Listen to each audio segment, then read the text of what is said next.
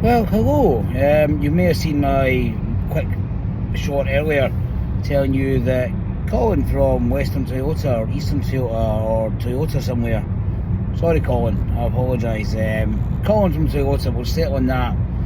Dropped off a Corolla hybrid. I know very little about it, other than it's got 370 miles on the clock. And he's been stupid enough to give me the keys for a couple of days to get some feedback and tell the world what I think about it. Well, first impressions are actually not that bad. It is going head to head with my own daily, which is a SEL spec Skoda Superb.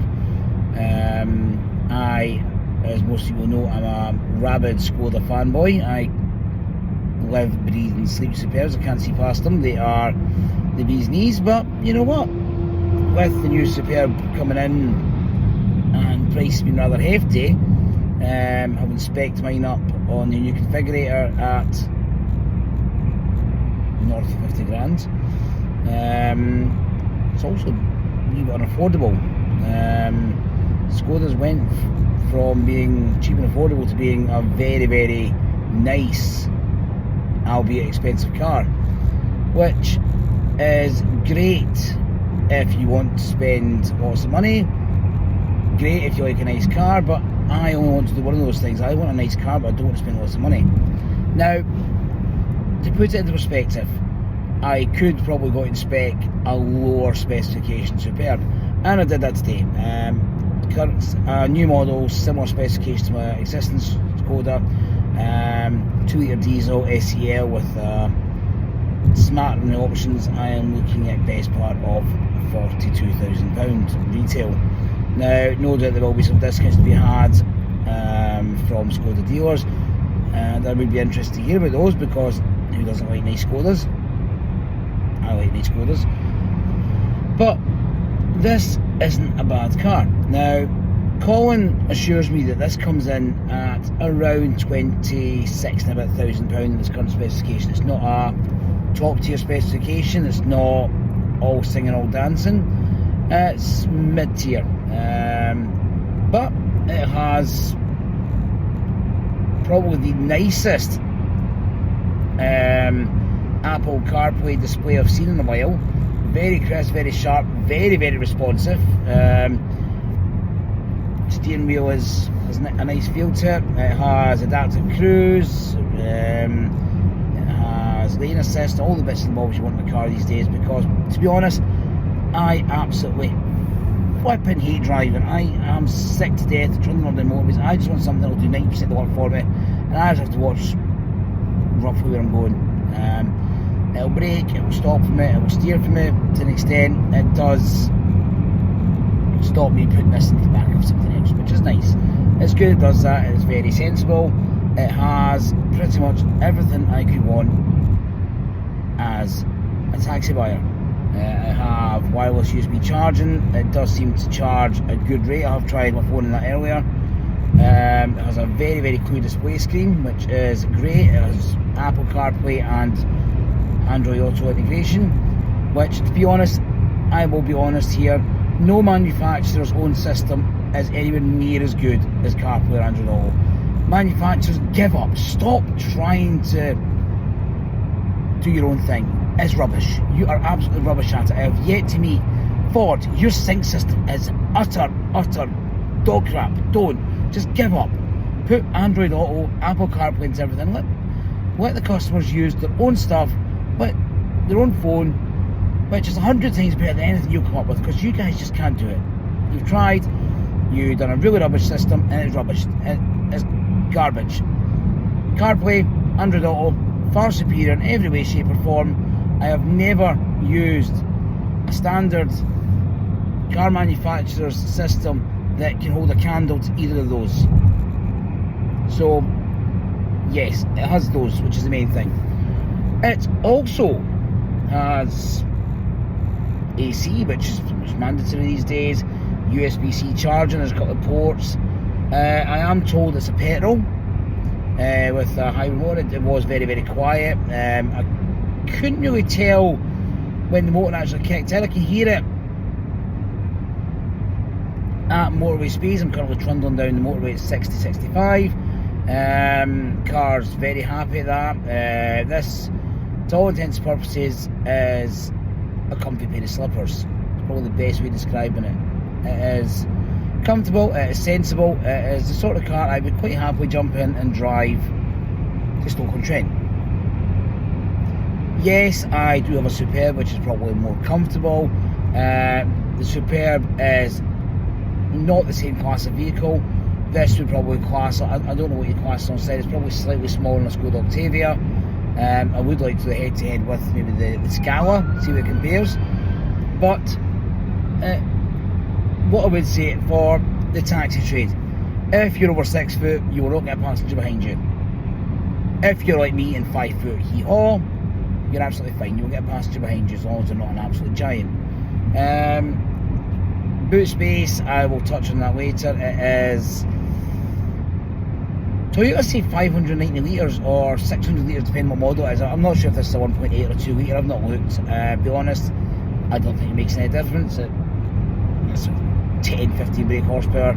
I'm sure both will drive very, very similarly, but very little between them in terms of on paper specs for what I saw. But the boot does seem a lot smaller than the Superb. The Superb's obviously, I think Skoda right at 630 litres, but I think Toyota maybe use smaller litres than Skoda do. I mean, I would like to try putting a few cases into it. I might try that tomorrow if I've got time. I'll put a video up on that, lob a few cases in the boot, and we'll see how they compare. But for general run-of-the-mill duties, this is absolutely fine. We had this out in the town earlier, running some errands. It was absolutely fine. Reset the trip before Bud's calling handed the keys over, and we're currently averaging 52.2, which has been a mixture of urban and trundling the motorway, which is probably pretty comparable to what my diesel Superb would do. What we did notice is that the range did not budge in the town. Sorry, the MPG did not budge in the town. It was rock solid. We did manage to run on electric only for quite a bit, which I was quite surprised at. It does seem that the ICE motor, or proper engine as you'd call it that, doesn't activate really below 40 or unless you accelerate harshly, which is actually really quiet, serene. It is actually a very pleasant steer around town. Again, motorway, I would say it's probably marginally quieter at legal speeds than Superb. Given it's not mine, I won't try legal speeds because that would be bad and illegal, then the police would come. That was probably a bad idea. But yes, I would say apples to apples, it's probably, in terms of road noise, it's very, very similar to the Superb at motor speeds, and quieter around the town. Definitely quieter around the town than the Superb, which I found quite surprising, given that Superb is probably, I would say, a class or two above this in terms of where it sits in the market. So Toyota have actually done a really, really good job. It doesn't, it's not a perceptive difference. I mean, I'm just closing up to the roundabout now. I couldn't tell if the engine's running or not, I don't know. No, I don't think it is. I can't tell. I'm just up to, I mean, I'll be honest, I got up to, I'm still trundling around the roundabout here, and I can't really tell if the engine's running or not. It's not. Now, for those who know me, I am a car guy. I like cars. I know lots of useless things about cars. I like in-car stuff. I like everything about cars. I'm very geeky when it comes to cars. I will bore you to tears. Yeah, I can tell the engine's kicked the nerves up, accelerate down the slip road, but it's imperceptible. I cannot tell where it changes over, which for me is surprising. Now we're up to 70 now, a bit more wind noise here around 8 hours. There is a bit more noise coming around the vehicle. Probably a bit noisier at legal maximum. We're at 70, that cruise on, quite content, but it's not uncomfortable and unpleasant. There's a bit, maybe, I think there's maybe coming running mirrors, a wee bit of wind buffeting, but it's not intrusive. It's not as if it's going to affect your day-to-day driving. Now, 9 to 10, I would not be recording a video. I was sitting here with the radio on, singing away to Spice Girls, giving it loudy. I will not do that, don't worry, I will not subject you to that, I promise. Not in this video anyway. But I think, and I have tried this earlier, radio on, you don't notice a thing. It's absolutely fine. Which brings me back to the cost variation. Now, Skoda want, even on an SEL spec, I'm looking at 42 before discount. So, really, even if Skoda come in and offer me a hefty discount for a Superb, I am still going to be another 10 grand over this to a Superb. And I'm sorry, Skoda, I am very, very, I'm a fight for, I'm tight, you know that, I'm tight too close to pain. I would struggle to part with more money to put another 10 grand for a Superb. I don't think I could justify it for myself. Business, yes, that may be a different kettle of fish because it's fully justifiable. It's a business expense. Yes. Again, I'm assuming this is a CVT box of some sort. There's no perceptible gear changes. Sorry, Colin, I didn't ask anything about the car. I just jumped in, looked around, and went, "Oh, that's nice." Squidgy bits in the dash. Steering wheel, meh, it could be chunkier, but that's down to personal preference. It does seem to be some sort of fake leather. It's not real leather, I don't think. Maybe I'm wrong, but it doesn't feel like it. The new Skoda facelift Superbs on the outgoing model have a lovely 2-spoke steering wheel, very tactile feel about them. On the SE on above, they seem quite nice. The lower spec SE technology is not quite so nice. But that's by the way, probably the nicest steering wheel obviously being BMW. I think they do an absolutely fantastic, beautiful wheel, a bit fuller, a bit more in the hand. That's what my wife keeps saying as well, but she's stuck with me, so God help her. Yeah, bit revy accelerator from 60 to 70 there. Yeah, I think definitely a CVT box possibly. I'm sorry I didn't think to ask, but I'm up to 70.